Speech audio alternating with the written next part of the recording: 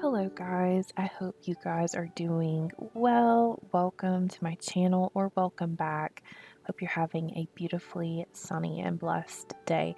This is going to be kind of an interesting video as far as I've not done one of these, but I really enjoy watching people sort of do prep work for I guess like upcoming Let's Plays, or maybe even they're working in their save file or something and sharing like lore and stuff or storylines in regards to their game. I think it's interesting, I think it's fun, but also I think it's really inspiring. So I put up a poll probably a little over a week ago, kind of asking about some feedback on what other type of Let's Play would you like to see on the channel. In the interim, I've been doing my vanilla Let's Play where I don't have any CC or mods installed, and I've really enjoyed doing that. It feels really good to kind of get back into, just using the game mechanics as is, but I do enjoy having custom content, especially given the fact that in the past I've not been able to play with custom content. So I'm glad that I have access to play either way. And so I had a poll up to kind of get a read on what you guys would be interested in seeing as a next LP. And since we are about to enter my personal favorite time of the year, I am a winter child, but there's just something glorious about fall that I love autumnal weather. I truly do. Um, I love seeing like the verdant green of summer kind of pass into the golden red hues of fall. It's just so beautiful. And I even love fall in video games. I've said this many times, but just to say it again. So, whenever I think of fall though, I always think of like like I don't know, not really like scary movies per se, but like fantasy and just like fun sort of I don't know, like movies that make you just believe in the magicalness of like storytelling and all that stuff. Like that's what it reminds me of, or that's what it sort of drums up in my mind. And there are always like films that I gravitate to towards the fall, and one that I could think of off the top of my head is Over the Garden Wall. I usually start watching that in September, and then I don't stop until about like the end part of November, I'd say. And so it's just something that I like really enjoy, as like the fantasy in fall time just to me goes hand in hand. And so on the survey there were some options of like occult let's plays to do, realm of magic, and paranormal, like the paranormal stuff pack, I think, and vampires and werewolves. And so the realm of magic has won. So I'm really excited because I'm going to be honest, unfortunately, I am one of those players that I got these occult packs, but it feels like I don't play them as often as I should. And so I hope as I hope to kind of change that a little bit, especially since I have like this channel established to get, you know, um into the like occult gameplay, because I've just not done it. So anyway, the realm of magic did win, and we will be going through and creating the Sims for that let's play together. Um I don't know if I want to share like the building process too. I mean, I kind of do, but I don't know if that would be a snooze or not. So I think for right now we'll stick with the character design and the story that I have for these guys.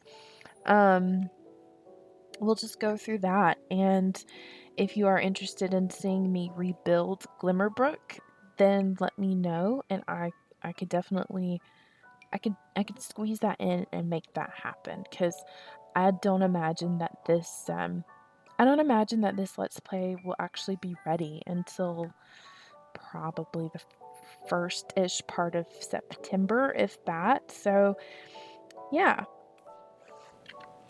So, I'm just creating the characters for this Let's Play.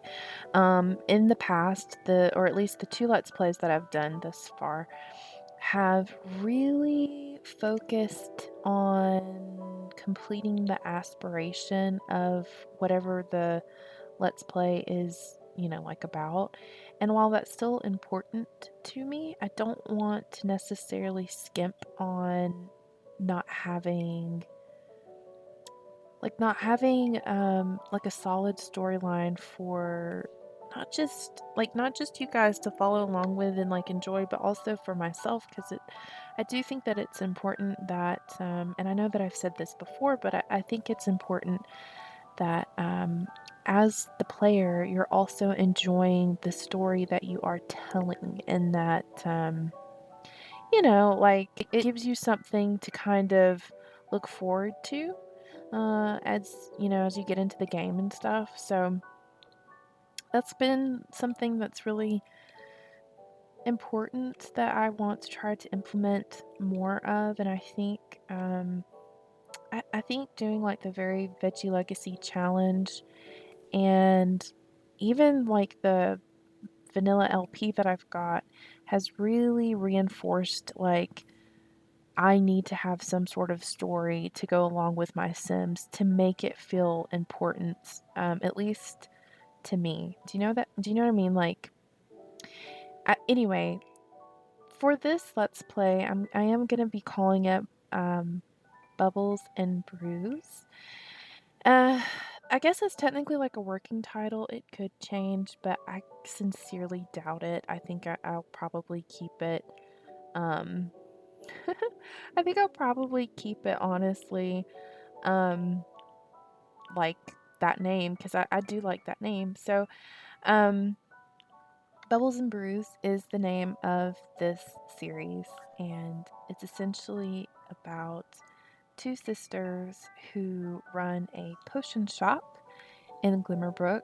I'll be tying in some of the gameplay mechanics from Businesses and Hobbies. They run a potion shop, and I would say probably maybe 15 years ago or so, during a stormy night, when they were closing up their shop, they came across a strange bundle sort of pushed to the side of their stoop, and it was a little boy. And so, since they both were kind of already spinsters, because I imagine since they technically are they're witches, they're spellcasters. So I imagine that they are old, right? They're old. They may not necessarily show their age, but they've been around for a long time, right? So they found this little boy bundled up on their stoop, and they decided to take him in. And they kind of just thought he was, like a normal little boy. I think they assumed he was human, but I think they also knew there was something not quite right about him. So, after he's kind of grown up a little bit under their care, they start noticing that he is developing powers similar to how they would have developed powers when they were, around his age. And they decide to start training him in the ways of a spellcaster. And the young boy is, in fact, magical, similar to them. And so, because they don't have children of their own, they definitely look at this child as their own child and want to see him, be successful and thrive within their own magical community. Unfortunately, though, their community is not very kind to anything that is, other than what's there, other than what they know. And so because this boy doesn't have any sort of family established within Glimmerbrook, I think he's faced a lot of, unfortunately, he's faced just a lot of issues with trying to fit in with like everybody else, right? And the sisters, they know this. They're aware. They're not, ignorant of the obstacles that will definitely be in his way as he gets older, but they want to leave their potion shop to him, this young boy, because, like I said, they don't have anybody else, and they love him and care for him as if he was their own child, or he was their own child. So yeah, I have the names for these two sisters already picked out. The one that I just finished creating that's in green, her name is Eudora Moonfall. I think Eudora, of the two, is definitely more practical. I think she's probably very organized, and I think she's like the business brain behind Bubble and Brews. I think she specializes in creating the potions. I think that's her thing.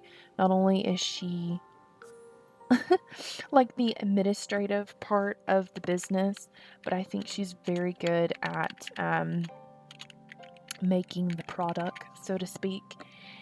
And I think when people in their village go to their potion shop, they usually are going to ask for Eudora before they ask for her sister, Selene Moonfall. I think Selene is I think she's more whimsical. Do you know what I mean?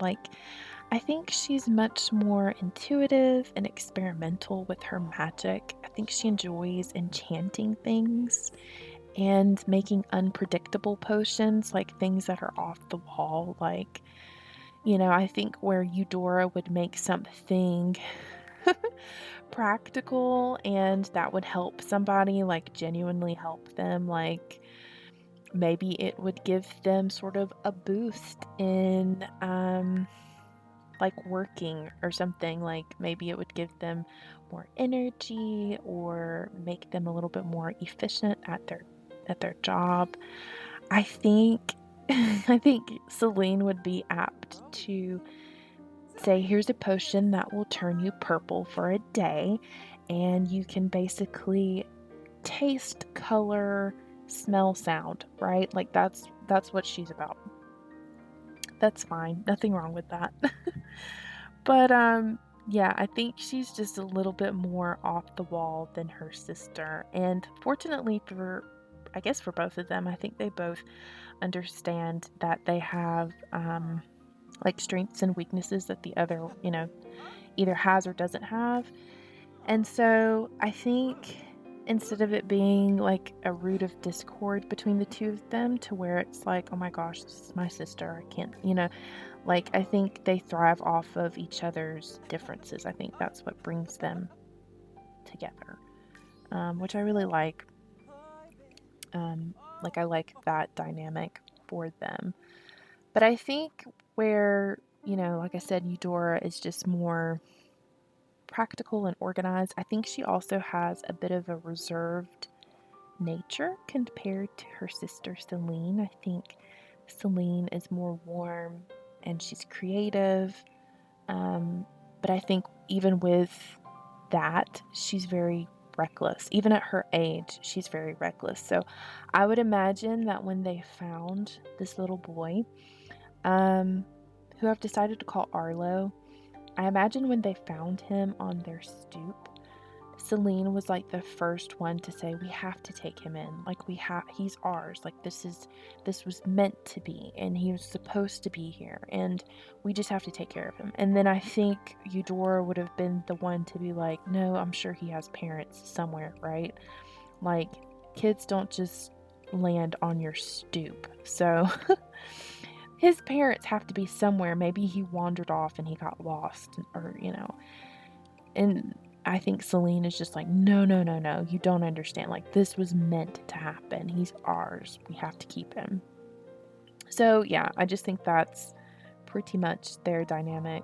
And I already love how she looks, like how she's generated. Like, you could tell there's like more of a softness to her. I think I would probably make her eyes just a little bit bigger. I am going to give the spellcasters purple eyes because I think it fits a little bit better. But even like looking at her, like, her features do look like her sister's in some way, but in some way they look like her own. And I like that. I really do. I like that a lot. Okay, really quick, I'm going to show you guys a little turnaround of each of the sisters.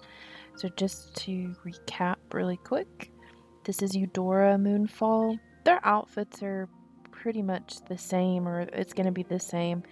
Because I think sometimes I get kind of like burnt out with like trying to pick outfits for every category. And like I said, I just want to focus, at least for this Let's Play, to be on the story progression with these Sims, as well as like completing their aspiration.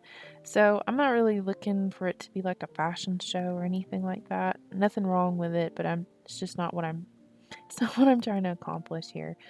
And then this is Selene's. I really like this dress that came with the Crystal Creations pack.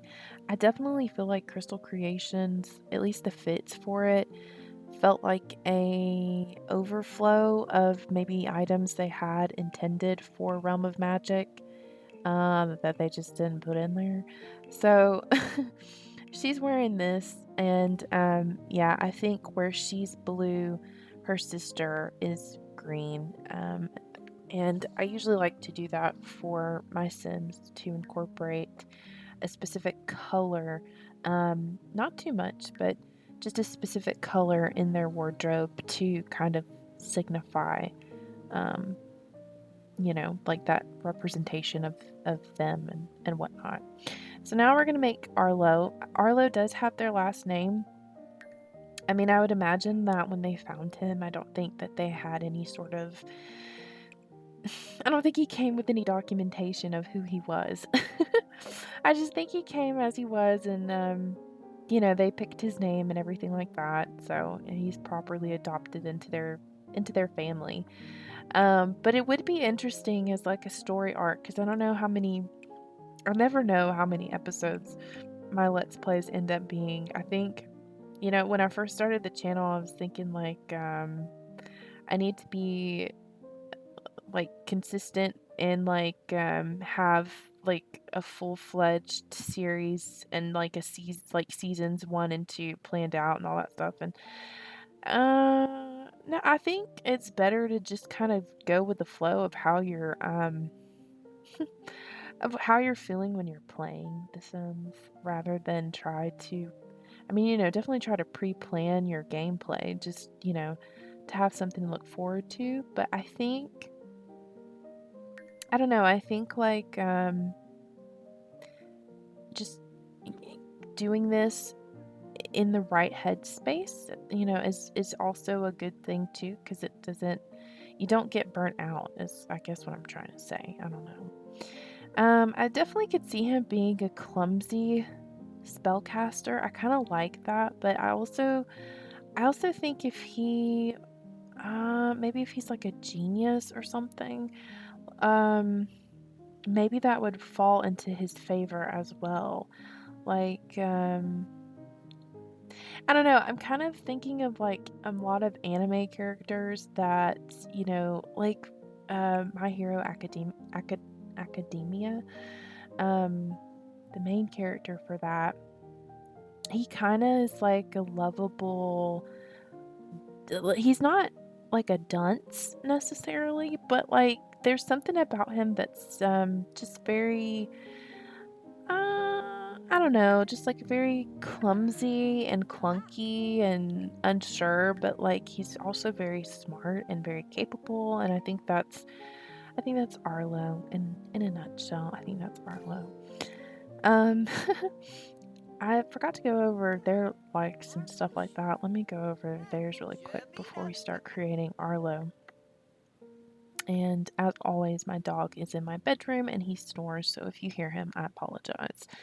Eudora likes writing, violin, gardening, deep thoughts, stories, cerebral sims, and classical music. She dislikes complaints, malicious interactions, potty humor, and egotistical sims. Selene, let's see, lovely Selene.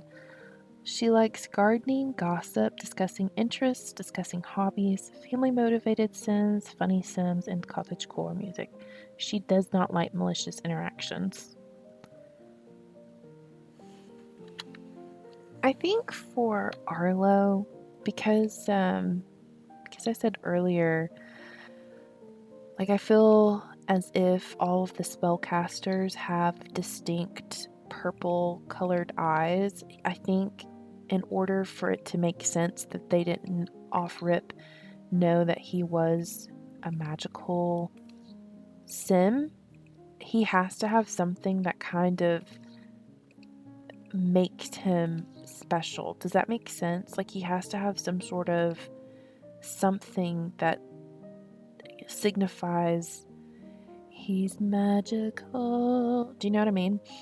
I think giving him like white hair.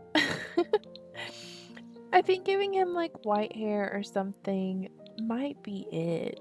Do you know what I mean? I don't know. I just also got done like playing the start of The Witcher 3. So that's also probably where I'm thinking he has to have white hair. But yeah, he has to have white hair because otherwise it wouldn't make sense. They would know, right? Like they would know as one magical being to another. They would know that this child is one of us. But I think it took them a minute to be like this child is one of us. So I think also like to kind of play into the fact that he does not have like you know, like a family heritage in Glimmerbrook. I think it would be interesting that maybe his bloodline is a very specific spellcaster that no longer is like they're no longer in that area. He is like the last one of his kind. And I don't know, maybe he'll develop into like a very powerful spellcaster. But I just kind of want him to look very sweet and gentle and I don't know, I kind of like the idea though that when he is like just locked into using his powers or something, he's like freaking like on a different level, right? Do you know what I mean? Like very very anime protagonist coded. At least I think so. So, yeah. I just think he's a sweet boy who loves I guess really his like foster mothers and or aunts, or I don't know how he would refer to them. I think he would refer to them as like aunt. I could definitely see that. Like he's like, this is my Aunt Eudora, this is my Aunt Selene. I can also see that he and Selene, like I think he loves them both, right? Like he loves them both. They're both maternal figures in his life. They've taken care of him up until, I mean, this point we're going to be playing with him as a teen boy. But I think he and Selene have like a very, very tight relationship. Like he feels a little bit more comfortable to talk to Selene about stuff, whereas like about life stuff, right? Um, whereas with Eudora, I think he is more. I think he would be more apt to ask her about his heritage. Like, what do they do? Like, what should he be doing? Like, where should he be at as a spellcaster? Does that make sense? Like, he's more apt to ask Eudora stuff about um, magic history and the history of spellcasters and the origin of spellcasters and where do they come from and you know, how many are like still, you know, around aside from the ones that are in Glimmerbook. Do you know what I mean? Like he would be interested in asking her that type of thing, but also like he wouldn't ask her like personal stuff. Like not at all. Don't see that happening. And honestly, I don't think it's because she wouldn't be like, "Oh yeah." I just think he doesn't feel comfortable with it. So he is very much giving like a Jack Frost vibe. I mean, I like it, but that's what he's like reminding me of is like a Jack Frost character or, you know, something akin to it. Um yeah, I guess what I mean by like I just don't think that I feel like Celine and him uh they just connect on a different level, and maybe it's because like I think he probably knows that of the two when he was found, like obviously he knows he's adopted, like he knows he doesn't belong in their family, but I think he knows of the two sisters that was adamant on like accepting him into their little family, into the fold. I think he knows that it was Selene who was really, really pushing for Team Arlo, and that's not to say that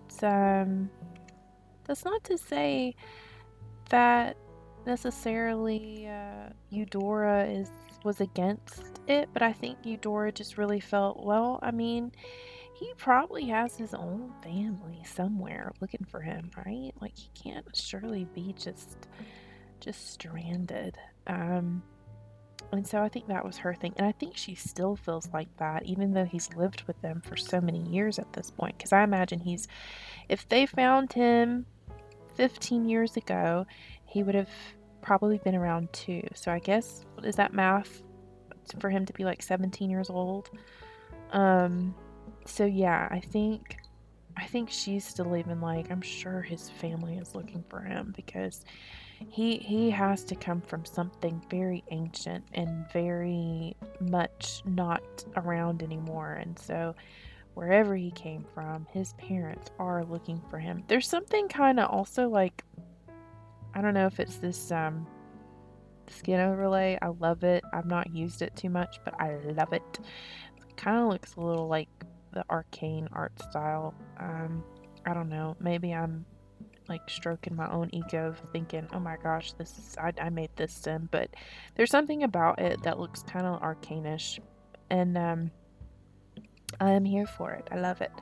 So yeah, I think that's their family. Oh, you know what? I think I'm gonna add a cat because, like, of course, I don't know if you guys are gonna be able to see it because I'm gonna do a black cat, of course, like, of course. Um, but I don't know if they're gonna come up on the screen because my background is of course black, so I wasn't sure if he would show up or not. So apparently this cat breed is a free spirit, which I love that. So I think I'm gonna give them aloof and clever for other traits. And what should we name them? It's a female. I think we should call her Jinx. Yeah, why not? And I'm gonna give her, should I give her like a collar? Would a spellcaster's cat even have a collar, or are they above that? Do you know what I mean? Like, could you imagine? Like, what would they have? It kind of would have been cute if they had like a little witchy hat or something to wear, but they don't. So, uh, maybe they could have this little collar. She could have this collar. And I kind of would like her eyes to, I know the standard for black cats is the golden eye, but because I've only ever seen them with golden eyes, truth be told, but I kind of would like for her to have blue ones, like the Coraline cat. That is one of my most favorite, if not my top favorite movie. I can quote it front and back, but yeah, she's gonna look a little bit like the Coraline kitty cat. And yeah, that's Jinx. Oh, wait. 1 second. I kind of want to put like a, I want to put a little special something on her to make it look like, oh, this isn't just a cat. This is, she's magical, right? So just bear with me. Let me see. We're going to turn off the mirror effect. We're going to do white. Oh my gosh. It's giving... Oh gosh. Hold on. Let me try that again. I want to center it a little bit better right here. There we go. And then we'll erase the stars. It's giving... Oh, why can't I remember her name? Is her name Luna? Is her name Luna? I used to watch this show like all the time. I love Sailor Moon, but the cat, do y'all know what I mean? That's what this reminds me of. But I can't remember her name. I'll have to pop it in or something. But that's Jinx. She is adorable. I love her. Love her. Of course, no like protagonist is complete without like a band of friends. And so I'm gonna make his first like friend. I imagine that he grew up with them. Like, because I think what I'll do is probably create a residential rental lot in Glimmerbrook so that I can house multiple magic families. Um, and they are no exception to that. This is going to be a nymph. Their name is Thistle Greenthumb.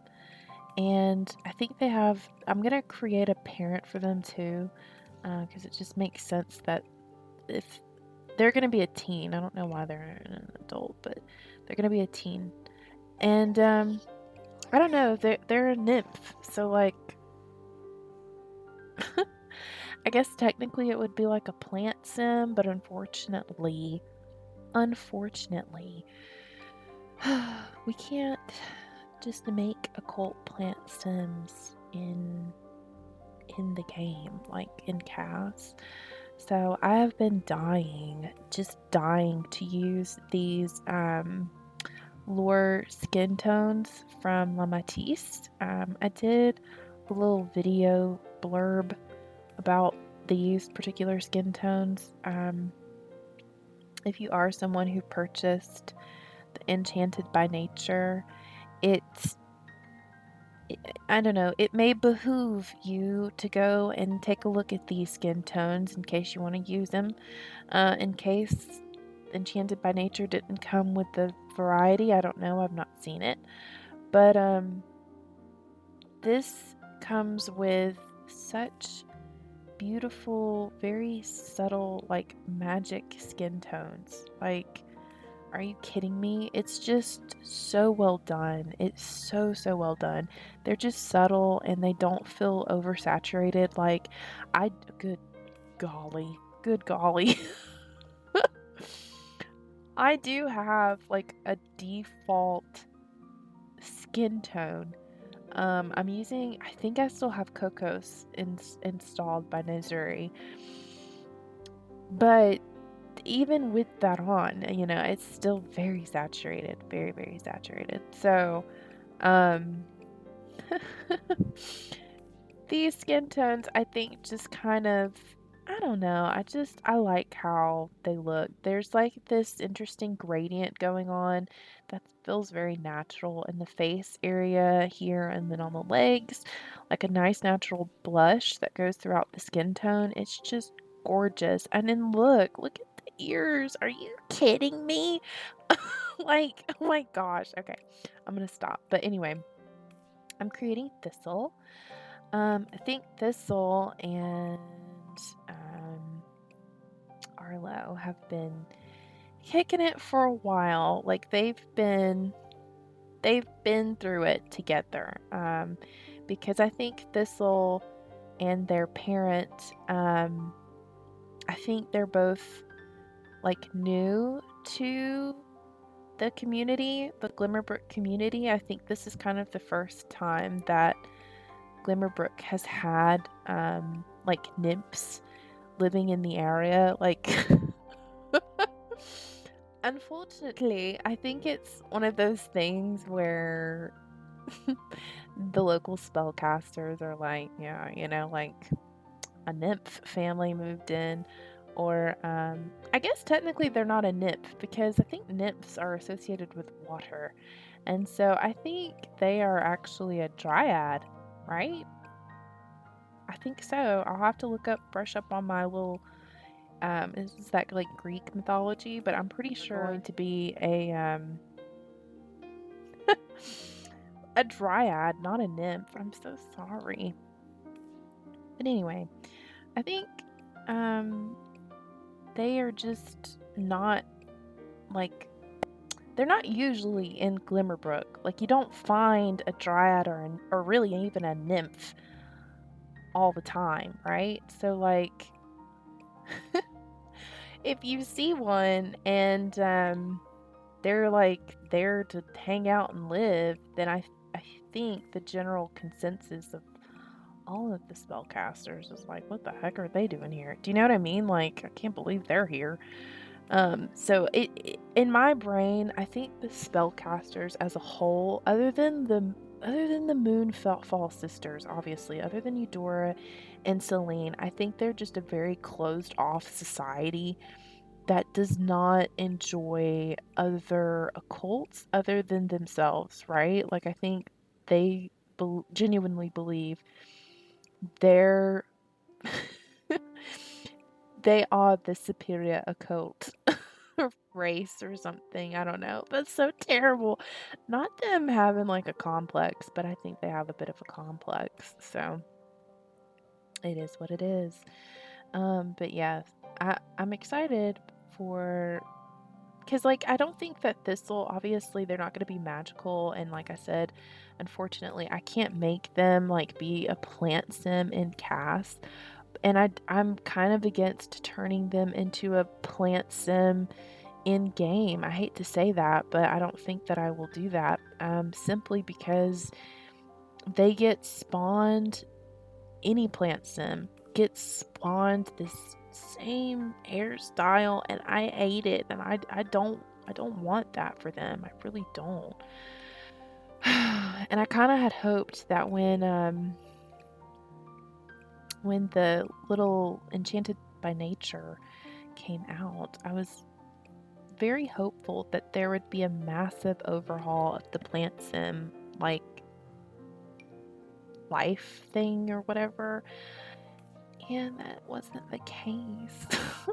Like, I was very hopeful that they would overhaul the occult itself as a base game, like similar to how the ghosts were done, but that wasn't the case, and I guess that's okay. I don't know, like, I'm not gonna harp on it because there's so many other channels that have already done that to ad nauseum, so I'm not gonna do that, but I've had hoped that that would be the case, and unfortunately that is not the case, so we're just gonna roll with it. I'm not gonna turn them into a plant sim proper because they get stuck with, I think it's this hair, and there's nothing wrong with this hair, but if you have a very specific look in mind that you want to go with, then it does kind of suck if it gets changed. I love this. Oh my gosh. Oh my gosh. Oh my gosh. Oh my gosh. I do love this though. Like for real, for real. I should say that reshade, my reshade it does something funky to the greens. I changed my reshade recently. I was using lithium, something called lithium. It was a reshade called lithium, and oh, I kind of like this hairstyle on them though, like for real, for real. I changed it to Pluto by Seru. I hope I'm pronouncing that right, but I really like it, and I like what it does to the greens, if I'm being perfectly honest. Like, it kind of makes them feel a little bit more, if they feel a little less saturated. This is it. This is the hairstyle. This is it. I'm not changing it. Um, the greens feel to me a little bit, uh, is realistic like the right word? I guess it just feels more toned down, and I like it. I like it a lot. So yeah, the greens are probably not showing up totally true to what they are in game because of my reshade. But it is what it is. It is what it is. And I just realized I totally forgot to add Arlo a shadow on his full face. So I'll have to go back at some point and change that, update that for him. They kind of look like, is it Emily Browning? Do you know who I'm talking about? They kind of look like Emily Browning. Would dryads have special teeth? I don't think they would. I think they'd have... Actually, I kind of always imagined dryads to be more barky. Not like a dog, but like have like skin that's like tree bark and hair that's like leaves. So I guess it really doesn't matter what their teeth looks like now, does it?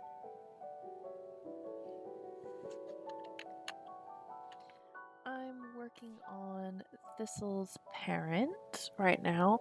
I don't think I explained like my thought process with Thistle, so I think I was just telling you about their overall experience in Glimmerbrook, what they're facing up against when it comes to sort of the local, I don't know, I guess like the local opinion about them in particular being in Glimmerbrook. Um, I feel like Thistle is mischievous. I think, I mean, they're a plant sim slash dryad, so they're very connected to nature. I think they obviously love gardening, but I think herbalism is going to be a big thing. I don't have the Enchanted by Nature pack, if that's not obvious enough, so, and I don't think I'm gonna get it, but that's neither here nor there. I do have the ability to have them learn the herbalism skill, and so maybe that's something they can work on, which I kind of equate to the apothecary stuff, so. I like to believe that Thistle and their parent Briar supply the potion shop that the Moonfall Sisters keep with specialty plants that they themselves have a hard time growing. Even though the Moonfall Sisters are spellcasters, perhaps there are just some plants that they cannot grow in their own greenhouses and stuff. And perhaps the green thumbs here have an advantage because they're literally made from nature, right? Like they are like the walking embodiment of nature, and perhaps they just have better luck at finessing the plants and stuff. And so I think the Moonfall Sisters kind of pay Thistle. I'm looking. Perhaps they pay their parents and them to assist them with growing certain plants for their potions. And I think that's also kind of how Arlo and Thistle connected, is like maybe when Arlo was a little bit older, maybe around the time Thistle and their dad moved to like Glimmerbrook, maybe they came over one day with their parent, and like an order of supplies was needed for the store. And perhaps there was like this really cute moment of like Thistle and Arlo meeting each other for like the first time and seeing like, oh, this person's different too, and like I'm different, and that's okay. And do you know what I mean? Like, and maybe that's how their friendship sort of blossomed. And they've been thick as thieves ever since, honestly. I like that idea. Like I like the fact that their differences is kind of what has pulled them together in their little community. But yeah, I think that Thistle helps with getting supplies to the sisters to create their potions, and these are probably rare supplies or plants that require very special treatment in order to grow. And I think they also kind of provide a comic relief for the group, the friend group, because I think I'm going to make 2 additional Sims for Arlo's friend group, like immediate friend group that live in Glimmerbrook. And I think that Thistle provides the comedic relief, and they're able to see the brighter side of a situation that maybe nobody else really is paying attention to. So I like that for them. But I'm creating their parent. I think their parent also is very much, I think their parent is very much the same in some ways.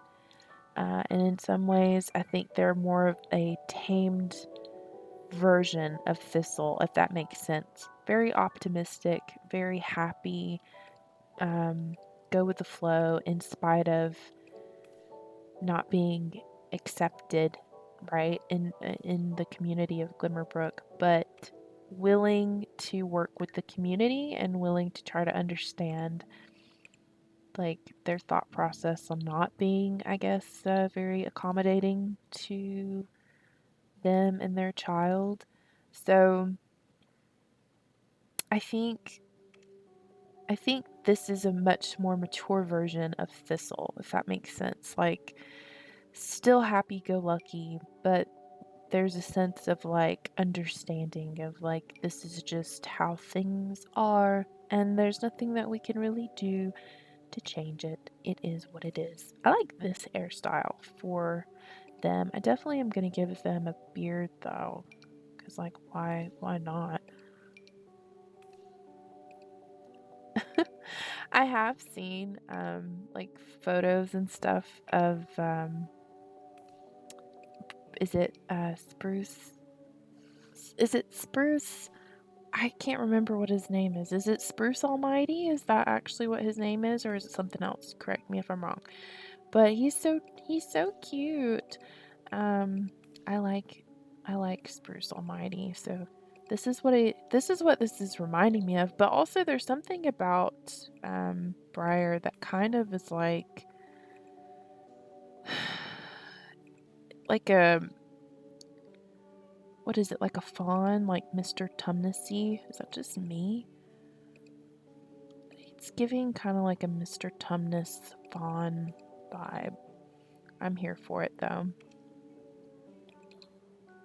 I just want to make sure I don't need to add any additional, because I do imagine that they're a little aged, so perhaps they should have some sort of wrinklage here and there, but maybe not too much. Do you know what I mean? I think that's good. Green is definitely going to be their outfit choices, so I want to make sure I implement that in their wardrobe. Alright, so just to show you Thistle really quick. This is Thistle, their outfits, similar to the Moonfall Sisters, is pretty much the same, with the exception of like sleepwear and party wear and stuff like that. It's pretty much the same. But this is Thistle. They're very cute. Their parent is Briar Greenthumb. Again, same sort of thing going on with the wardrobe. It's just with a few exceptions, but it is pretty much the same fit. And I really like this shirt that actually also came with Realm of Magic. I don't think I've ever used it before, but I like the detailing of it looking worn at like the collar and the hem and sleeves. I really like that. It looks great. The next friend that I had in mind for Arlo is Iris Raventhorne. Iris, I believe, comes from a very long line of spellcasters that have also been in Glimmerbrook for a very long time. Probably not as long a time as like the Moonfall Sisters, but they've been here for a minute, right? Like they've been here for some time, and they're very well respected. So yeah, I think she comes from a long line of spellcasters called the Raventhorns. I just don't think her family's legacy is going to be well known as the other friend that I plan on creating. We'll see them in a minute.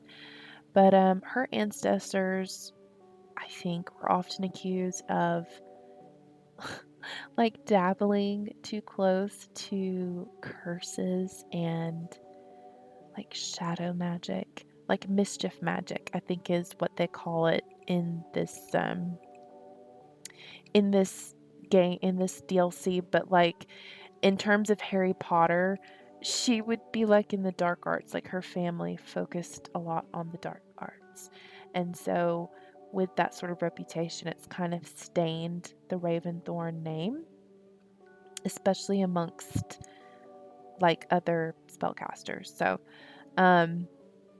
I think Iris's parents have been very, very strict, not just with her and her magic, because I think her magic leans into a lot of the like the mischief work. I think they've been very strict with her, and they're trying to redeem their family name. And so I think they're also in when they're doing that, I think they're also trying to focus her attention on like study, make sure that you are practicing, and really honing in on your practical magic and like your nature magic and whatever else. Like we don't do mischief magic in this house, right? Like I think that's what their whole thing is like we don't do that.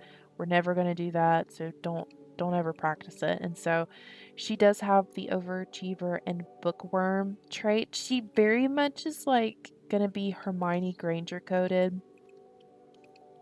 I love Harry Potter. Got into Harry Potter when I was like a teen because unfortunately I couldn't watch it when I was younger because at the time my mom did not allow me to watch it because of other family members' input. But then like she watched it one day herself with me and she was like, okay, this is literally not that bad. It's kind of like Chronicles of Narnia. So um yeah, we've enjoyed watching it ever since, and we actually love to watch it during the fall and the winter months together as a family still, so all these years later. But yeah, she's very much Hermione Granger coded, and I love that for her. I think instead of like Hermione Granger kind of fought to be like on top because she was Muggle born, I think for Iris it's kind of a different thing. It's like she's fighting to be on top because her family doesn't have the best like reputation amongst the spellcaster community. They know the Raventhorns and they're like, oh yeah, that girl, she's a Raventhorne, you know how they are. So yeah, she's determined and she's ambitious, and I think she's probably very, very hard on herself, but she does love learning and she does want to do her best.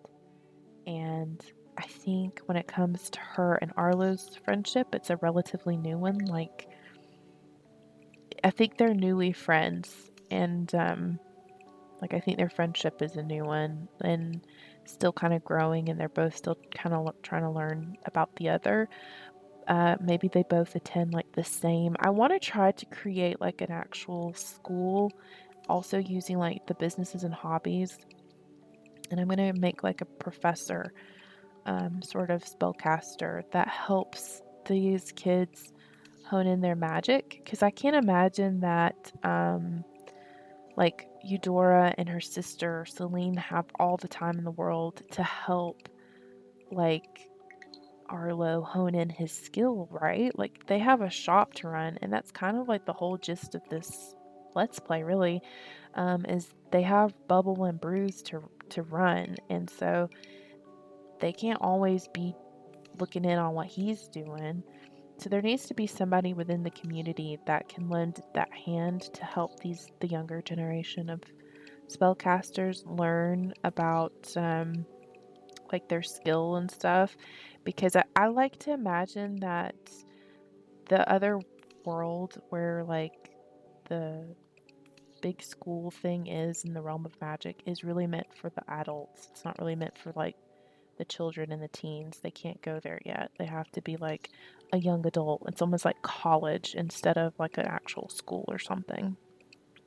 So I think Iris secretly kind of envies Arlo a little bit because he's like already a very talented spellcaster. And I think she kind of envies that, as well as like, I think she envies the fact that his aunts are very like not strict with him. They don't push him necessarily, and they probably really don't have to, because I think he's just always been good at what he does. Like he's always good at magic naturally, and so I think she kind of envies that because there's a lot of expectation put on her.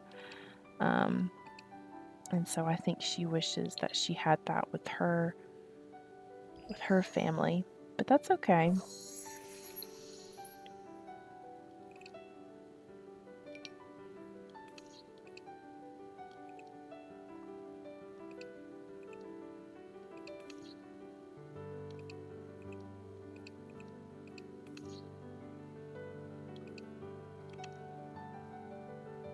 I think I'm gonna give her like dark hair. I feel like she would have kind of a curly hair, maybe a wavy one.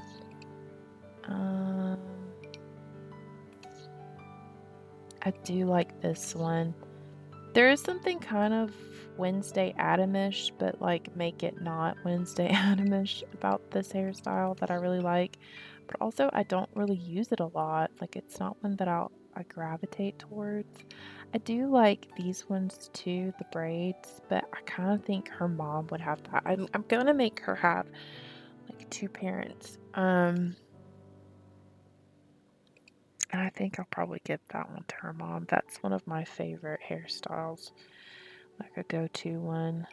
Maybe braids? No. Or this one? This one's so cute. I finished up with Iris. I think she looks beautiful. I did give her Hermione Granger hair, so Yes, she very much so is Hermione Granger coated. And I'm starting on her mother. Her mother actually spawned, like she generated with this scar detail on her face, and I don't hate it, so I think I'm actually gonna keep it. I don't know, I think it's interesting. I think it adds to the story for them at least. So I'm gonna keep it. But she pretty much is like the spitting image of her mother, and I like that. I like it a lot. So I think I'm gonna keep that as it stands. I may change, yeah, the face skin overlay so that it gives a little variation, that they're not exactly samey, but yeah, she looks a lot like her mother. And I'm wondering, what would the story be behind the mom's scar? Like, if you guys are still with me, put in the comments down below on what you think the scar came from. Could it been maybe from a fight with another spellcaster, like a duel? Perhaps? Maybe a fight or something with a werewolf? Who knows? Um, but I like it, so we're gonna keep it. I think I said I wanted to do braids for her hair, and I still do. So let me find the ones that here they are. I wish that we could pick this band be like a different color, because I'm starting to think that maybe Iris and her mom's colors are both like purple. Because I would definitely choose like a purple one, but that's okay. I'm gonna put a little bit more like wrinklage detailing. Did that take away the... No, it didn't. Okay. Just so that it kind of shows she's a little aged. Nothing wrong with that.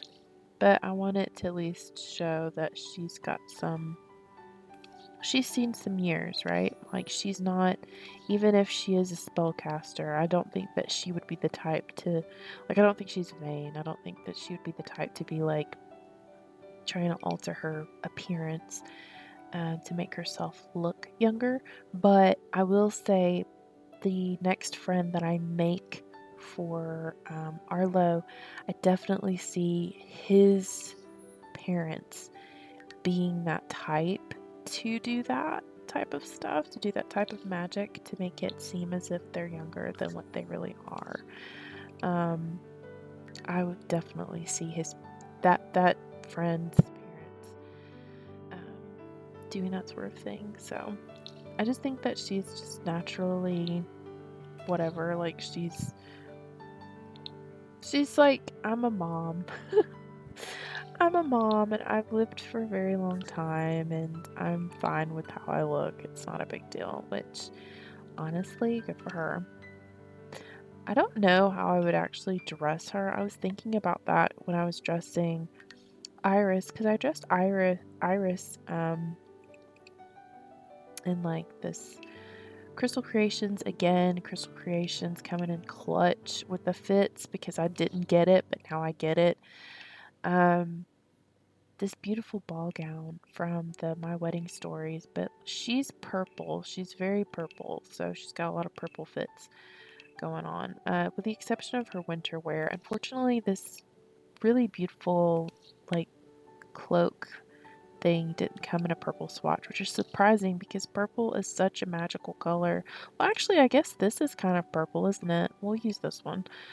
At least I always associate the color purple with like magic and mystery and fantasy, so maybe I should also give her mom that cloak, but in a different swatch. Maybe she's not purple, maybe she's something else. Let me go down and get it. Realm of Magic. I just wish... Oh, wait. I wonder... No, wait. I think I'm gonna do this outfit. I forgot about this one. We could do... We could probably do this one. It's kind of like a gray purple color or something. I like it. Or maybe this is blue.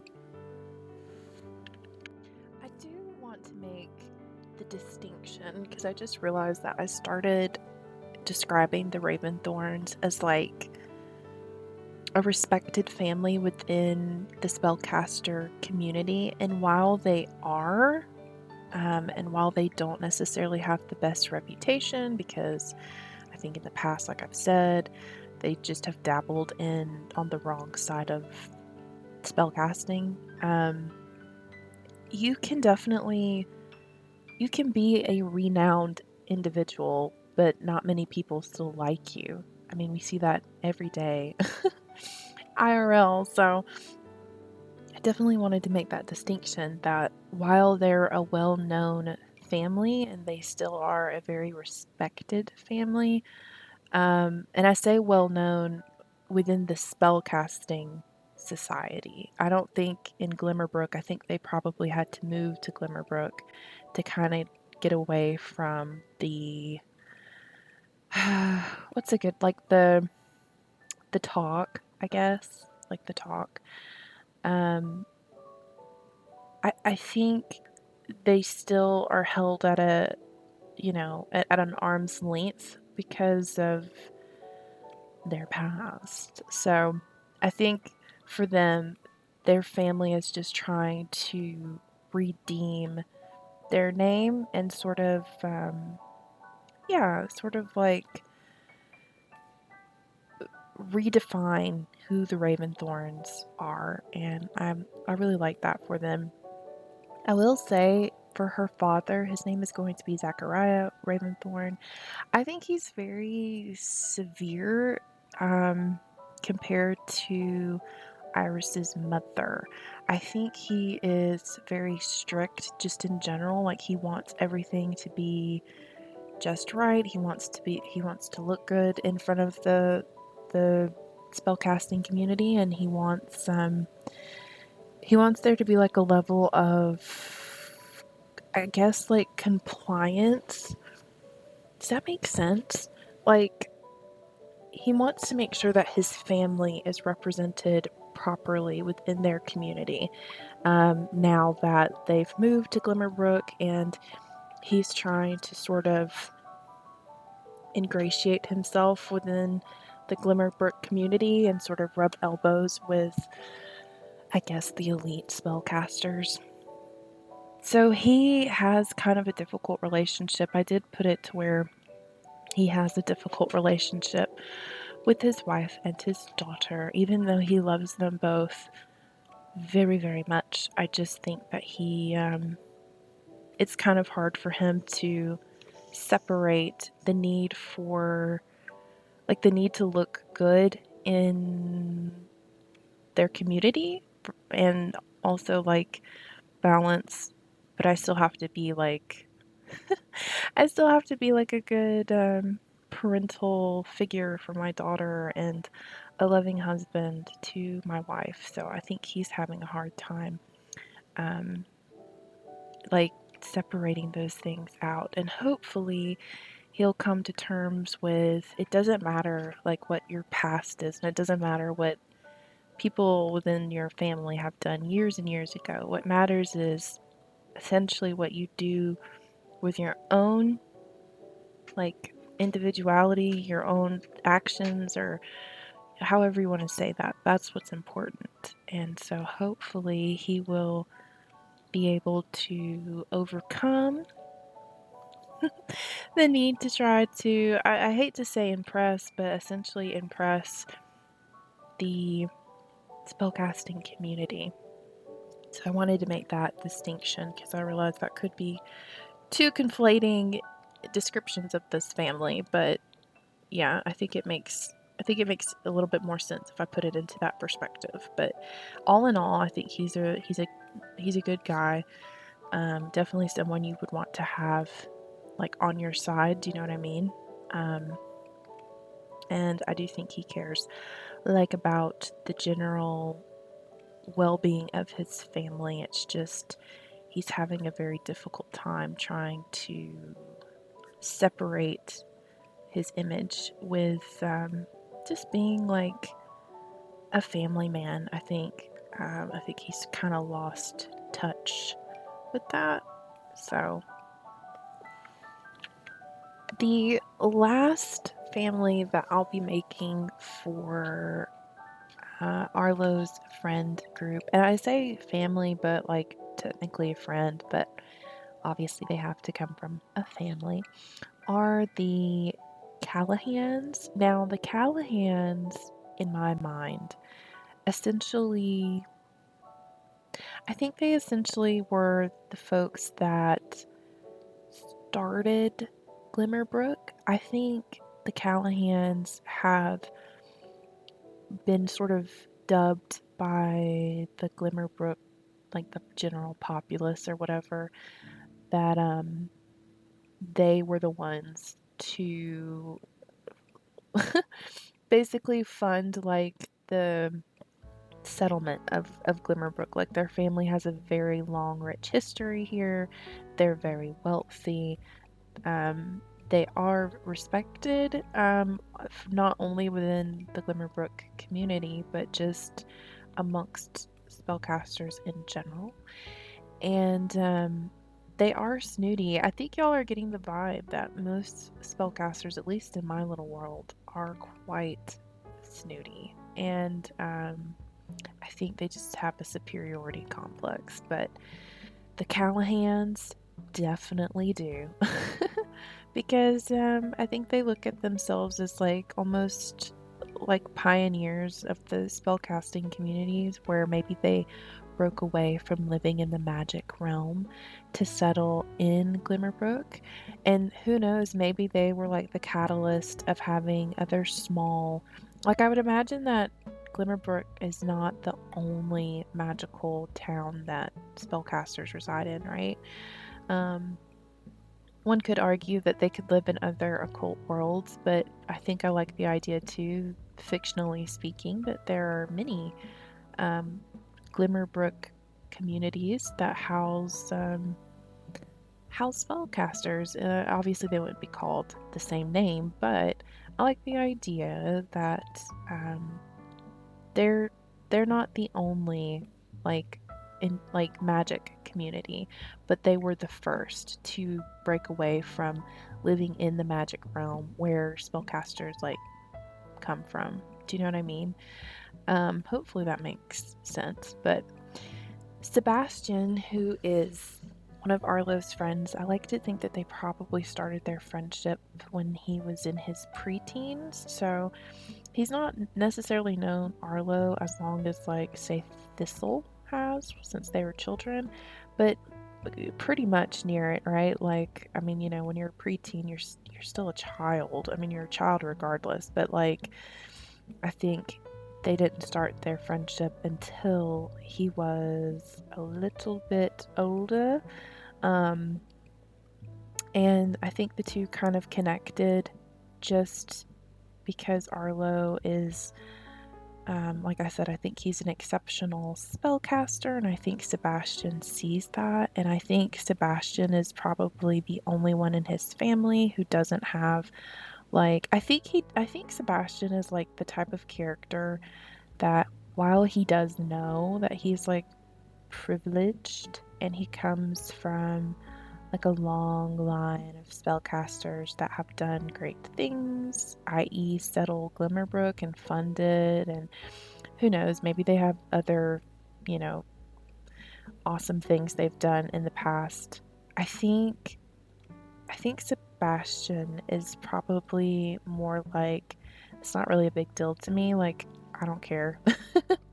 Like, I don't care. I just want to live my own life and do my own thing. And while I do enjoy the pleasures of having like nice things and being a well-off spellcaster, and it comes with like a lot of respect from the community, I don't care. And I think his parents have noticed that, and I don't think that they approve of I don't think they approve of his friendship with like Arlo, and I don't think I would imagine that Sebastian is not only friends with Arlo, but he's also friends with Thistle and Iris. So I feel like his parents would probably be like, you should probably reconsider some of your friendships. And he's like, no, why would I? I'm not gonna do that. Like, I don't care. Um, so yeah, he does have that sort of just nonchalant about like Arlo's status and Thistle's status and the family history for Iris and stuff. Like, he does not care. But I will say I gave him the high maintenance trait, and that's just solely because he is used to the finer things in life. But I also gave him the loyal trait. So I feel like this is an interesting combination. Like, while he is high maintenance, and I feel like this is often associated with just like haughty, snooty behavior, I think the loyal part is a really interesting one to have, because it's like there's not going to be anyone to deter him from being friends with who he's friends with, right? And that's just kind of how I see Sebastian. Um, I just think that he's a good guy at the core of it. He really is. So I think for his family, though, I've decided he's going to have a bit of a bigger one. And that's not to say that I'm going to like play with all of them, because I definitely probably won't. But I think just having like that like be a thing where it's not just him, right? Like there's more of them. I like that like idea that he's got a big family that he's currently living with. So um we'll also be making like his parents, and I think he's gonna have a couple of siblings. I think he's gonna be the only boy. I think he's gonna have two sisters. I like the idea of him having two sisters, and like his dad is very like, don't don't let me down, son. You're carrying the Callahan name, and so don't let me down. And he's probably like, Dad, I don't care. Like, just let me be, dude. Um, that's kind of how I see him. Alright, I'm gonna go ahead and start making Sebastian's father, but I wanted to show y'all how he turned out. I did change his hair. I thought at first I was gonna do red hair for him, but then I was like, oh my gosh, no, I'm taking way too much inspiration from Harry Potter. So I gave him like this sandy brown hair, which I love, but he's kind of giving Newt Scamander, especially in this fit. Is this just me? I really think he's kind of, but also, if you guys have ever read Donna Tartt's Secret History, there's something about him of how I imagine the character Bunny to look. If you know, you know.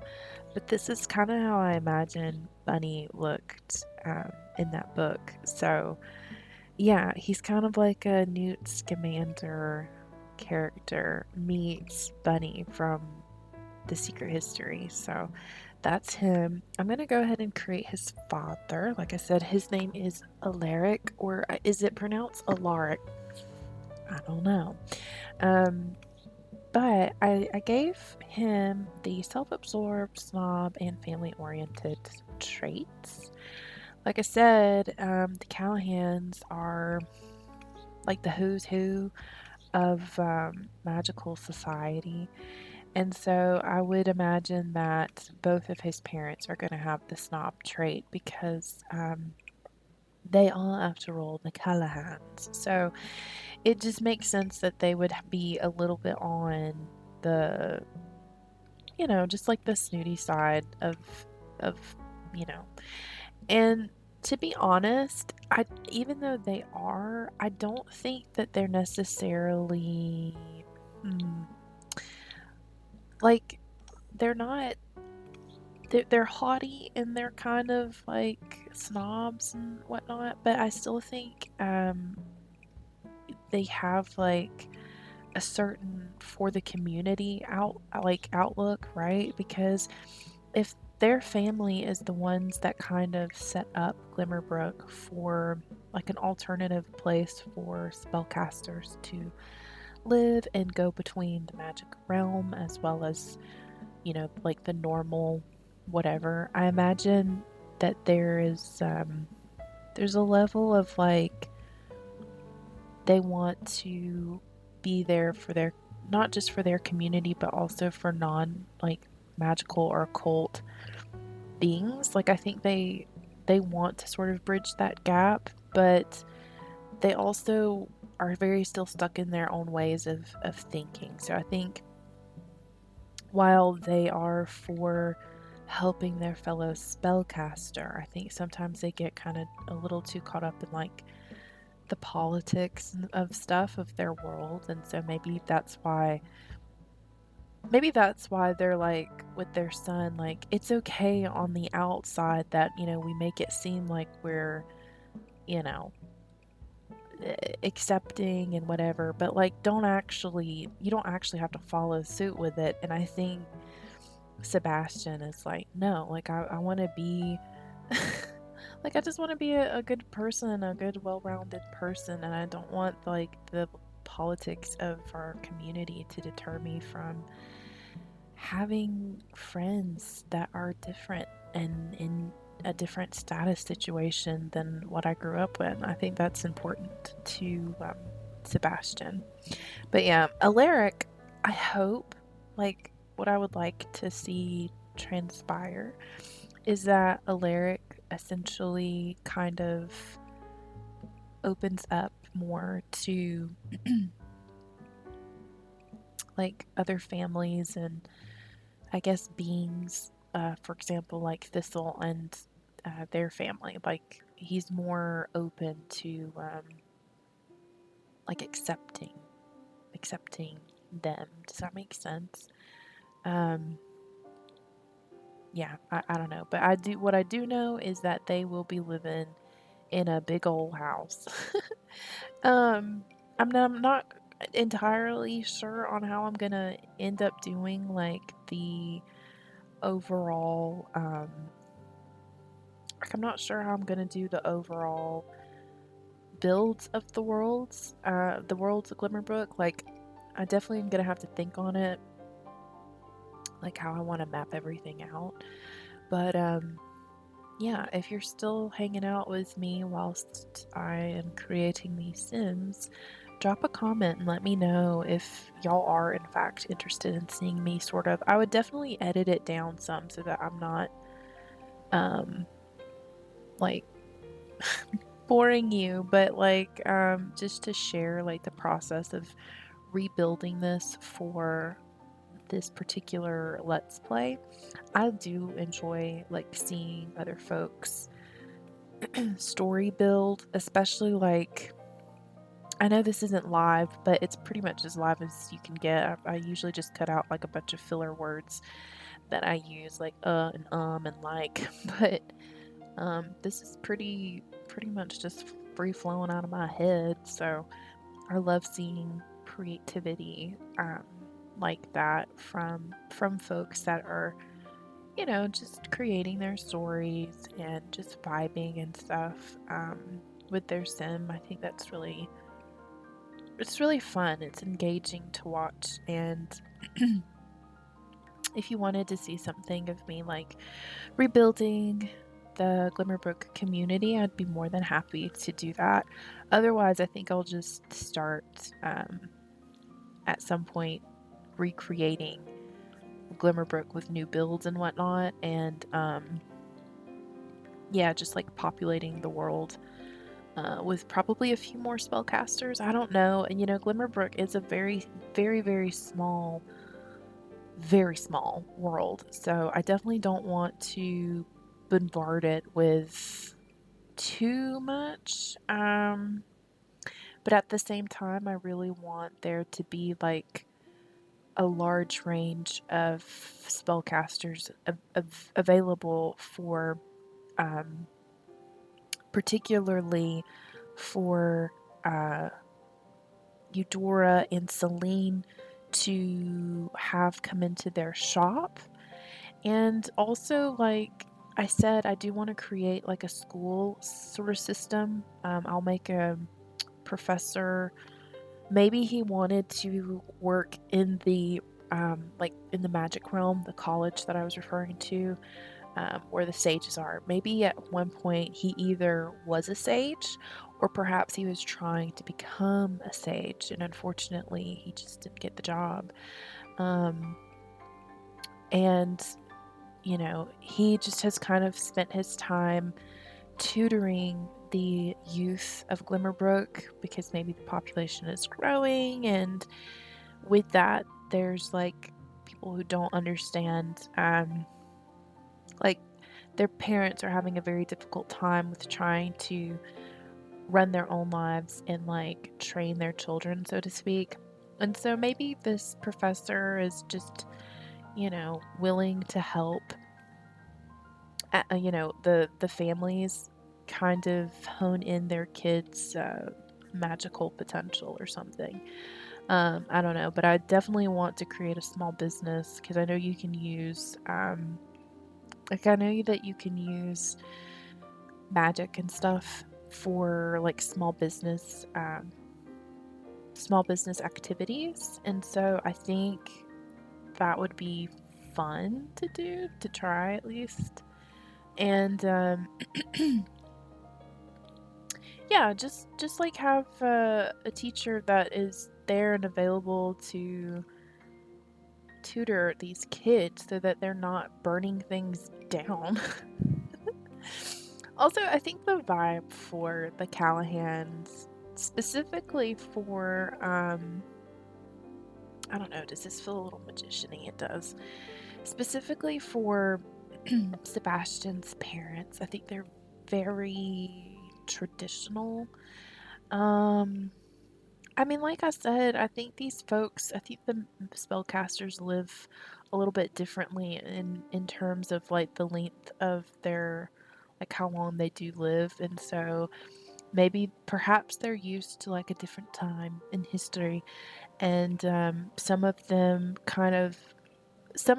try to kind of live a little more of a contemporary life, while I think others probably hold on to more like traditional, um, what's the word? Like traditional customs, perhaps, where they do kind of wear like older clothing, and um, perhaps they even still kind of talk from as if they're from like a different time or something. I don't know. I don't know what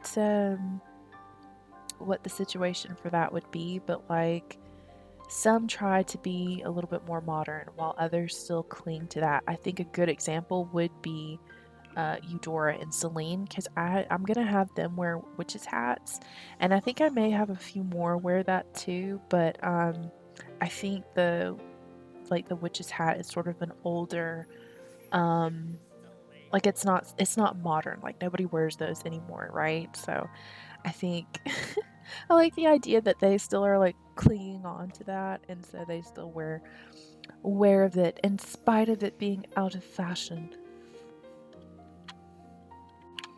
Okay, so this is Miss Catherine Callahan. Very traditional, very I don't know. She's just she's the snoot, okay? There's really nothing much else to say other than she is in fact a snoot. So, she's just a very traditional spellcaster like her husband. She still kind of clings on to probably like what would be considered um, the golden age during the spellcaster time. So I think her and her husband both kind of wear these like 1900s sort of Edwardian clothing. And I guess the question could be raised like, well, what time period is this and when do they start having like children? Um, and I don't know. I don't know how that would work. Like, as far as lore speaking, like perhaps this is within its own time, or perhaps perhaps it's kind of like, you know, in Harry Potter where they do kind of wear clothes that feel a bit like just from another, like a bygone era, and perhaps that's what the case is. And I don't know, and I don't really know how we would even how you would even scale a spellcaster's age. Like how do they age, or do they use potions and magic to kind of um like mask their age? I would say yes, especially this family. I would say that this family especially uses magic. Maybe not Sebastian. I think Sebastian truly is his age, but perhaps they do use some sort of magic to kind of hide what their true age is. So, right now I am making Sebastian's oldest sister. Her name is Sophia. She is a young adult, but she still lives in their, I guess, their family home. Um her and her brother Sebastian are not on the best terms with each other. Um, I have given her a difficult dynamic with Sebastian. She's close with her dad, but she has a difficult dynamic with her mother. And I don't necessarily think it's because she does anything like outrageous, like how could Sebastian possibly have friends that are not in the same, you know what I mean, like status as they are? I don't think it's that she does that. I just think they both kind of vie for like the spotlight whenever they're out and about, because obviously people in the community, they know the Callahans, like they know who they are. So I imagine that they both for some reason have this very strange unhealthy competition between the other. And like I think another thing too is perhaps, oh, you know what, I kind of like the idea of having them be titled. I wonder if I have enough space to put like Lord Alaric Callahan and then Lady Catherine Callahan. Doesn't that sound like a perfect fictional character? Catherine Callahan. Um, anyway, I think Catherine, Lady Catherine, very much wants to get her daughter like wedded because she's still like not, right? Like she's still she's a young adult. I couldn't imagine she's no more than like maybe like in her early 20s, perhaps even mid 20s. And right now, her focus is learning as much spellcraft and sorcery as she possibly can. So I like the idea that Sophia is, in fact, enrolled in the magic college in the magic realm. And so she kind of goes back and forth between the magic realm and Glimmerbrook. But I don't think that she is necessarily wanting marriage right now. I think she's a little bit more, unlike her mother, who I would imagine is proficient in like practical magic. I think Sophia wants to learn all facets of like spellcraft. Like she's not wanting to just be someone's wife, and she's not necessarily wanting just to have the title and all that stuff. Like she very much is focused on being ambitious and learning as much as she possibly can while she is in college. And I think her dad, I to Lady Catherine's, like, like, she doesn't know, she's unaware. Um, I think her dad supports this secretly because I think he likes the idea that, well, at least I have one child that is trying to do something, with themselves and, live up to the family name. And so, I think a lot of this Let's Play is really going to revolve around family found, but also family dynamics and like status.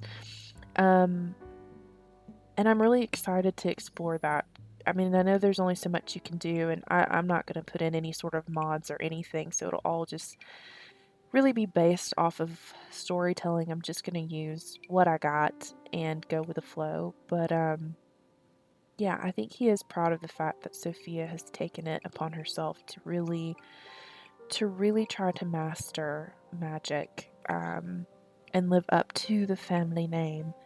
But I don't think her mother gets it, like, because I think at her age, I think her mom would have been like trying to get married and trying to settle down, trying to have children. Who knows? Maybe her mother even had her eye kind of set on, I will be a Callahan. So, not to say she doesn't love her husband, but it kind of raises the question, did she marry into this family for the clout? Or just, do they genuinely, I think they do genuinely love each other, but I think what came first was the title, like the prestige that comes with being a Callahan. So I do think there's something to be said in that regard. But Sophia, like I said, I think she goes between living in the magic realm and living in Glimmerbrook.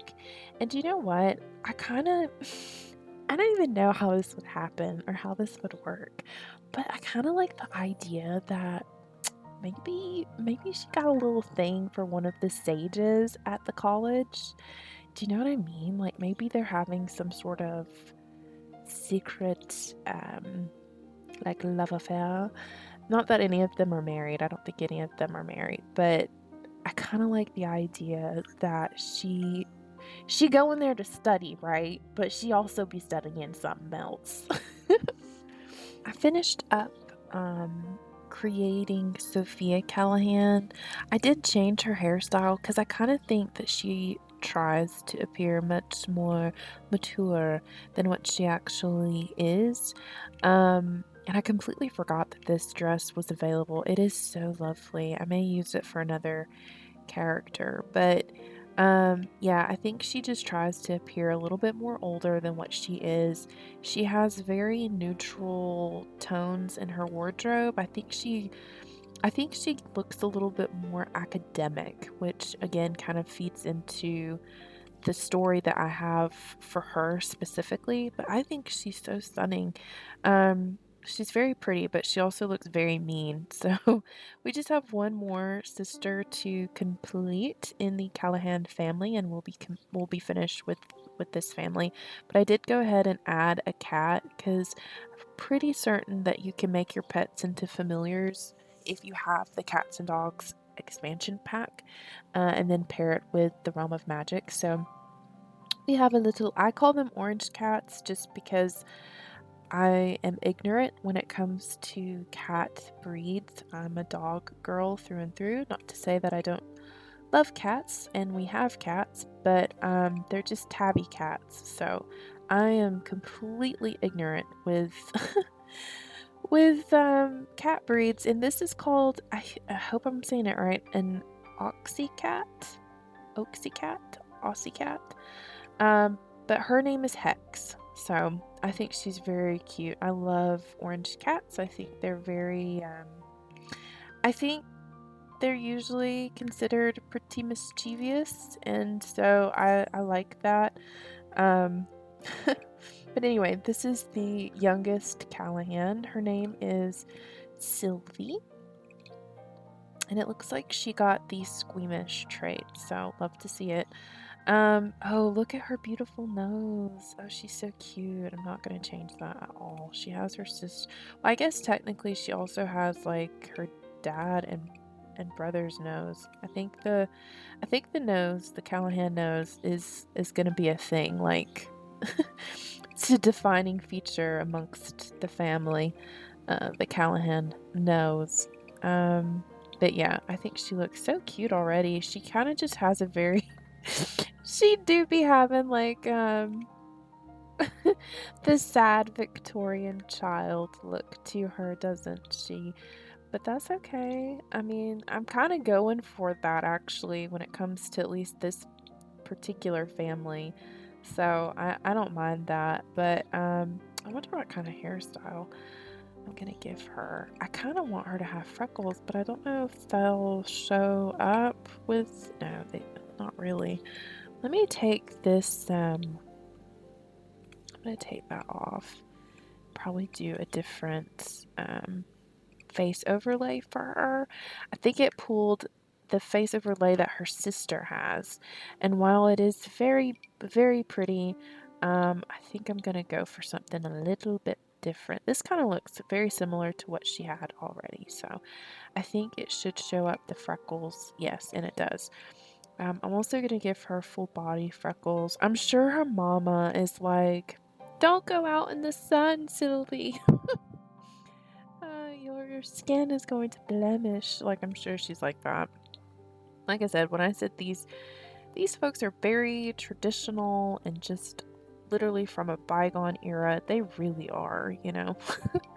And you know, Sylvie is a little girl, so she's gonna want to play and have fun and, you know, do the things that kids do.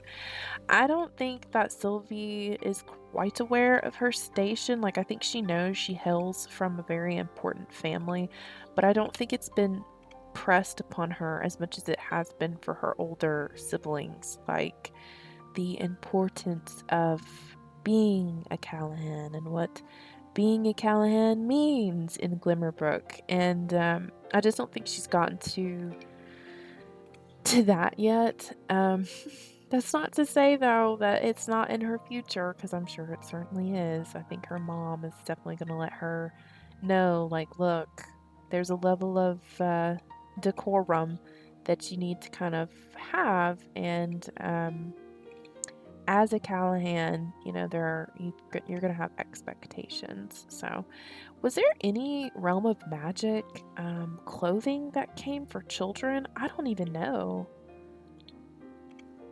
I really sincerely don't even know. I don't feel like I ever see no. Oh my gosh, that's crazy.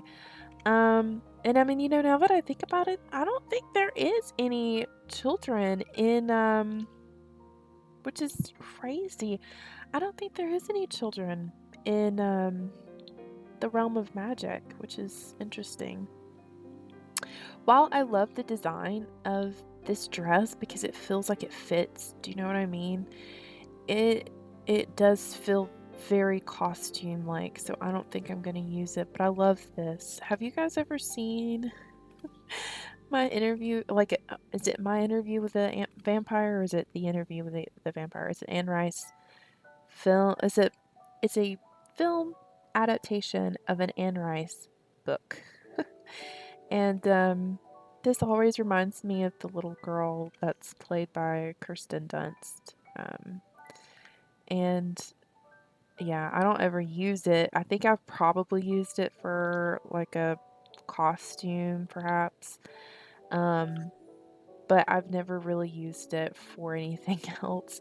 And so I love it. I love the design. I'm just looking at it to see if it is in fact what I want to use for Sylvie, or should I use something a little less extravagant?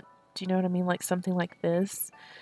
Um, Oh, that's a really stunning color. I might use this. I don't know, this looks more like a nightgown. So maybe not. It's a shame. It's a real shame that the Realm of Magic expansion pack does not in fact come with anything specifically for the children. I don't know, like I don't know why. Like why would they do that? Why would they do that? That doesn't make any sense. I think I am gonna go back to this, let me check out this really quick. See what this looks like. See, this is pretty, but it doesn't feel like it's, kind of borders between being a costume, but also like, I don't know, just, and this too, like this came with the, whatever the pack is that comes with the butler, but this doesn't feel like it's from that era. I think that pack was supposed to be like a 1920s slash 30s nod, like a very slight nod to 1920s and 30s fashion, but this doesn't feel like that at all. It just doesn't. So I think I am gonna stick with this dress. I do love it. I love the corset bodice, and I love how it kind of just drapes. It feels like a younger version of the dress that her mother wears, so we'll just keep it like that. And then I'll change her outfit for formal wear, even though I do feel this is pretty formal. Um, Maybe we'll change it to one of these. I think Sylvie's color is going to be blue. Did I give her shoes? I may not have, now that I think about it. I don't think I gave this poor girl any shoes. Hang tight, girl. Let me help you. Like, I feel like should wear like some sort of boot, because this feels like a riding garment, like something that you would see young ladies wear if they were doing like horseback riding from this time period, this Edwardian inspired time period, I guess. So I feel like she should have some kind of boot on. And then her sleepwear, I already said, yeah, I'm gonna do this. I think for her sleep, it just makes sense. And blue is definitely going to be her color. So let me make sure she's got some socks on, her little feet, and then party wear. I'll do that dress that, where did it go? There it is. I'll do this dress here for her party wear, also in this beautiful blue color. We'll give her some stockings as well, and gotta get her some flats. Yeah, we'll do flats.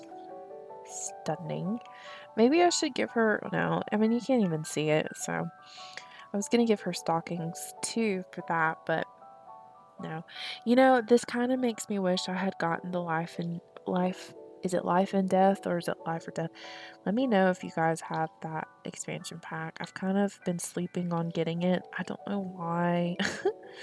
I don't know why, but I just haven't gotten it, and I know I should. Because it looks like it's literally rated one of the better expansion packs to get like on Steam.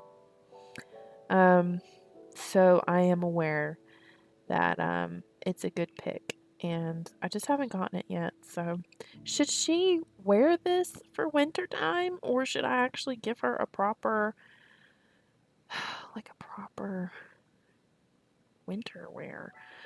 Because this would be like the closest thing to what I would give her, but it doesn't make sense. So like with her other, outfits or whatever. So I guess we'll just keep it like we'll just keep it like this. I feel so bad for her because she literally only has like one dress that she's wearing the whole time, essentially. But that's okay. Most everybody else does, but I guess I'm thinking for winter. But you know what? They are magic, so maybe they have like a magic spell that keeps you warm throughout the year. But yeah, I think this is. Let me add just a few more details. I wonder if I could do some little details. Little details is like my go-to. Like literally that's what it's called. It's called Little Details. This is by Nazuri. And it just adds like these small touches of like shadows around the eyes and the nose. You see that? Like now she definitely looks like a sick Victorian child. But it just adds like a small little something to the sim, I think. So yeah, this is the family, the Callahans, or at least the ones that are living in Glimmerbrook. Perhaps there are more of their family, like extended family, that still live in the magic realm. But I do think they look very, very posh. The last household that we'll be working on for this upcoming LP is Malachi Barrow. Malachi Barrow, in my mind, is the Glimmerbrook go-to guy that is like the professor that I was talking about that helps he helps tutor the kids that are there, the youth that is there, that are spellcasters, hone in their magic skills. And I am interested to see, like, maybe like how his story develops, because I kinda, just hearing me out, kind of like the idea that perhaps old Malachi had a thing with like Selene. Do you know what I mean? Like, I can't really see Eudora being one to be like falling in love with someone, but I could definitely see Selene doing that. And I don't know, maybe at the time for Malachi, because I've not really fleshed out his particular story. I just know that he's going to help with like overseeing the younger spellcasters' education when it comes to magic, and he'll have his own small business where he teaches magic and stuff like that. So, and maybe like they can also purchase. I don't know how the book stuff goes. Like, I don't know how it goes with the businesses and hobbies. Like, if you can sell books uh, from like library bookshelves or something, but maybe he also sells like magic books and stuff. So I kind of like the idea that maybe when he and Selene were younger, maybe they both had like a thing for each other, and perhaps there was even sort of like the impression that he was at some point going to propose to her. And maybe Selene and Eudora's family, when they were still alive, because I imagine they're long since passed, but um, perhaps they were kind of eagerly awaiting this wedding that unfortunately never transpired. And I don't know what would have been the cause. Like, you know, let me know what you think would have been the cause as to why they never got married. Could potentially his desire to work at the college, maybe that got in the way of like his, I don't want to say his love for Selene, but perhaps that did get in the way of like him actually moving forward with their relationship. Um, like perhaps it sort of put a stop, like a hold on him wanting to propose to her and settle down. Like maybe there was a moment where he thought, oh my gosh, I'm actually going to work at this school, and I've always wanted to do that because I love learning and I love teaching, and like, this is it. Perhaps that's what kind of kept him from actually moving forward with a marriage, and then unfortunately only to find out that he didn't get the position, it went to somebody else. um I kind of like that thought, but I'm definitely open to changing that around. But I kind of see him having a thing for Selene. I just don't think that Eudora would have been the type to fall head over heels for anybody. I just don't think that's her thing. I think she's always been about the business, uh, literally and figuratively. Like, she's always been about the business, and settling down has never been something that she, you know, has thought of doing. But I think Selene does have a family-oriented trait, so perhaps that has been something that she's wanted to do, is to like settle down with somebody. And maybe at one point she thought it would be Malachi, but unfortunately that didn't happen for her, or for him really. And I think they have some sort of strange, like, it's not an unrequited love, because an unrequited love implies that it's a one-sided situation, and I don't think that it is. I think they both still have an attachment toward the other, but I think because so much time has passed, it feels like there's just no point in trying to rekindle something. But I don't know, maybe they will. I don't know, maybe they will. I gave him the genius, hot-headed, and erratic trait. I kind of like the idea that he's like one of those characters that has like a very quick temper. Like, he's a mentor that has a very quick temper, but he's also at the same time, like, the quick temper is also kind of a redeemable quality, because it's one of those things where he's like, if he's teaching a young student, perhaps he gets really mad and he's like, you're so much smarter than this, or you're so much more talented than this. Why are you wasting, like, do you understand what I'm saying? Like, he's just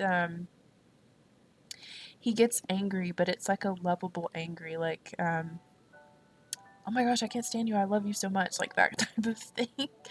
To where it feels like he's being mean, because his tone is a little aggressive, but he's not. He actually means well with what he says, and he's kind of like, oh my goodness, back to the Harry Potter references, but he's kind of like a Mad Eye Moody character, okay? And if you know, you know.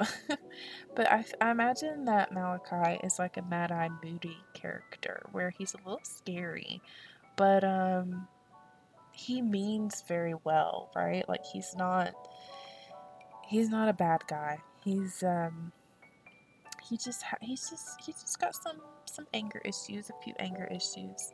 I kind of want to do like a scar, but some of the scars up in here do be very dramatic, and it's like, okay, I like it, but like, it don't have to be that much, right? Maybe just like a slight one. Maybe he did get this in a duel or something, so I could see that definitely happening. But I also gave him a cat. He has a familiar, essentially. It's a British Longhair. His name is Dante, like Dante's Inferno, and he's fluffy, clever, but he's also lazy.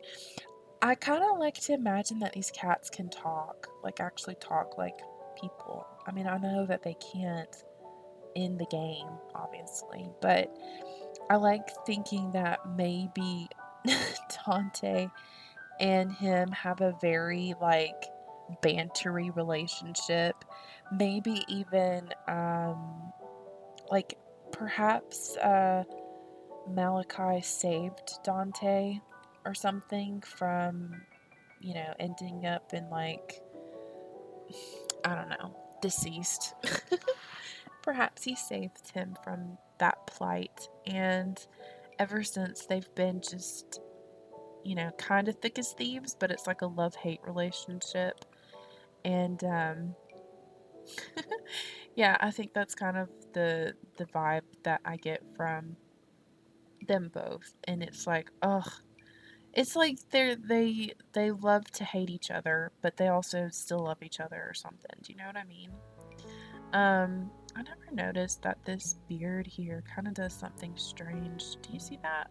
It kind of gives a definition to the lower lip. I guess I don't necessarily hate it, but it's interesting that that's a thing. Like, I've never noticed that until, like, just now. But yeah, I kind of want him to have like a voluptuous beard. Um, I do like this one, so maybe he'll have this one. I wish that these eyebrows, these are custom content eyebrows. I wish that they were more thick, like they were a little bit more bushier. They're not, so I kind of want him to have like nice bushy eyebrow. Oh, these are fine. I wish they were just a little bit darker. Maybe I should make them black. Yeah, that's a bit better. Yeah, I like that. I wonder what we should do for his hair. I definitely think Malachi, while he is like the local teacher to everyone, the local mentor, I don't see him necessarily like wanting to have had children, like, ever.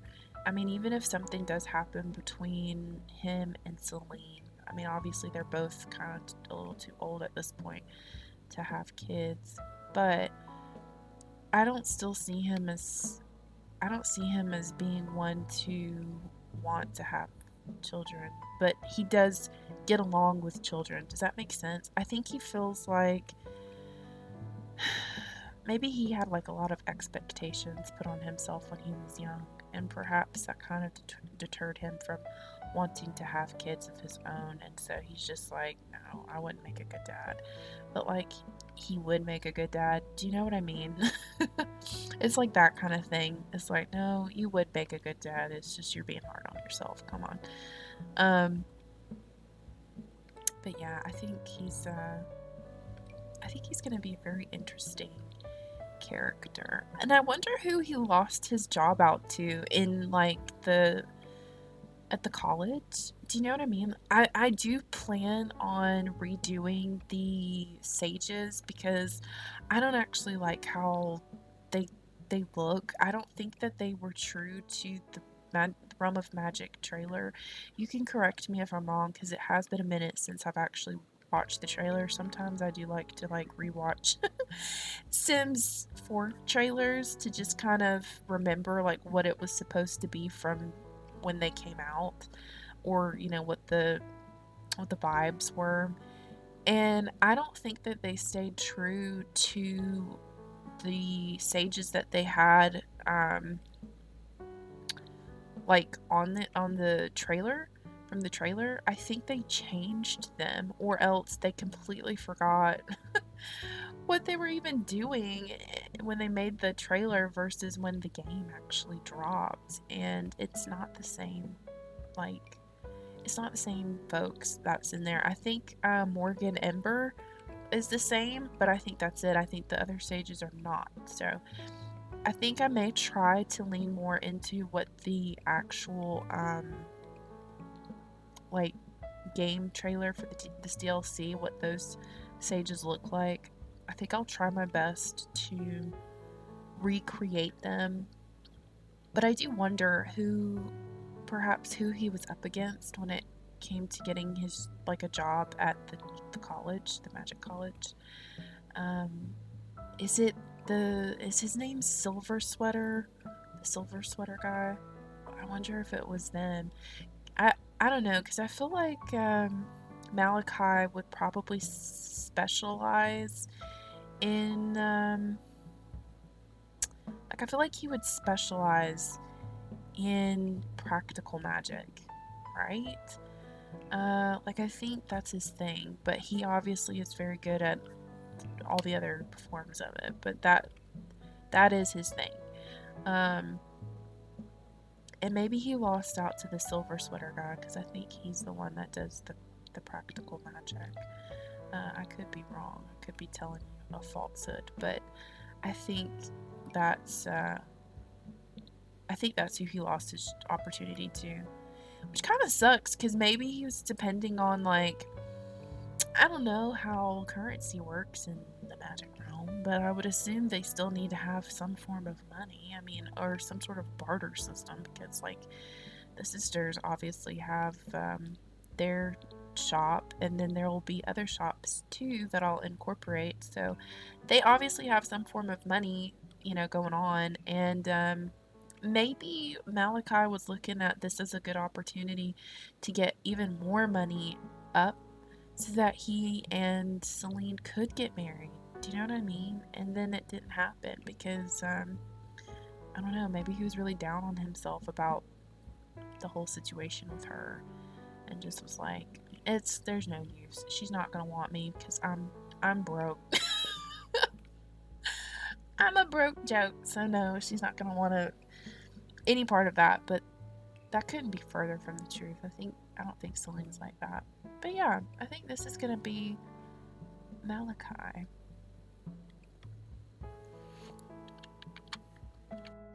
Alright guys, with that being said, I'm going to end off today's video. I don't know if I said this or not, but I do hope that you guys are having a very sunny and blessed day. Again, let me know if you want to see a like a build with me, like rebuilding Glimmerbrook. I'll try to do a good portion of those builds so that it's not a snooze fest of like this is boring, but rather maybe something a little bit more like this, where I'm talking about the Let's Play story and kind of the thought process behind each of the builds, and I'll probably do some decorating and stuff on camera so that most of the builds are already done, and then we'll just place families, where they need to go. But yeah, let me know if that sounds like something you would be interested in seeing. Otherwise, I think this Let's Play will probably should be ready towards the end of August, maybe the first part of September, because I was kind of waiting to see what the general consensus would be on the poll, but always keep a lookout for that, because once I finish a Let's Play, I do plan on posting a poll, because I like to get like feedback from you guys of what you want to see on this channel, because I kind of am working it like it's a community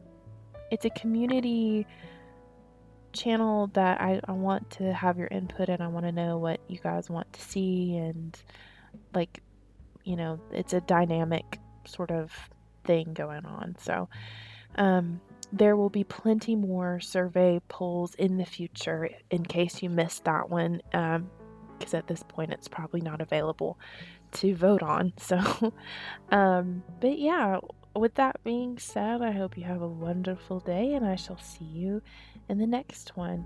Bye.